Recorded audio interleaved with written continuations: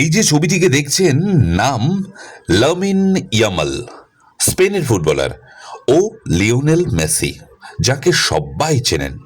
Football বিশ্বকাপ 2026-এ মুখোমুখি হতে চলেছে স্পেন ও আর্জেন্টিনা।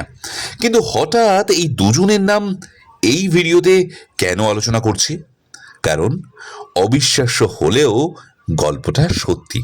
এখন যে গল্পটা বলবো, বার্সেলোনায় একটি দাতব্য ফটোশ্যুটের সময় লামিন ইয়ামাল তাঁর সঙ্গে লিওনেল মেসির প্রথম সাক্ষাৎকার। তখন কিন্তু দুজনার মধ্যে কেউ কাউকে চিনতেন না।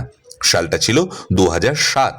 মেসি ততদিনে বার্সেলোনার তারকা হয়ে উঠেছিলেন। অন্যদিকে ইয়ামাল তখন নিতান্তই এক শিশু, মাত্র 5 মাস বয়স। স্পোর্ট পত্রিকা ও ইউনিসেফের আয়োজিত একটি চ্যারিটি ক্যালেন্ডারের ফটোশ্যুটের সময় ফটোগ্রাফার জোয়ান মনফোর্ট একটি প্লাস্টিকের টবে শিশু ইয়ামালকে মেসির স্নান করানোর দৃশ্য ক্যামেরাবন্দি করেন।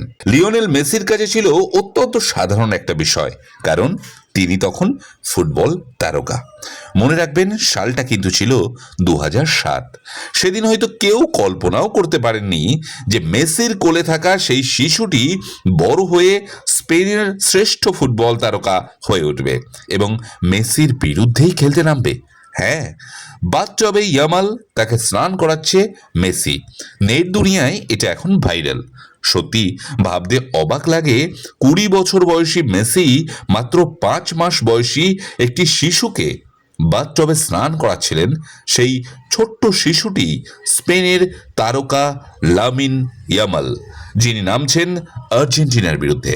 মেসি বলেন, ছবিটি অবিশ্বাস্য। সেই ছোট্ট শিশুকে ফুটবল বিশ্বকাপে প্রতিপক্ষ হিসেবে দেখাটা যেন রূপকথার মতো। একেই বলে কপাল। ভগবান কার ভাগ্যে কি লিখে রেখেছেন তার উত্তর সময়ই দেবে। এখন দেখার কে কামাল দেখায়, পুরনো অভিজ্ঞ ফুটবলার নাকি বাথটবে স্নান করা সেই ছোট্ট শিশুটি।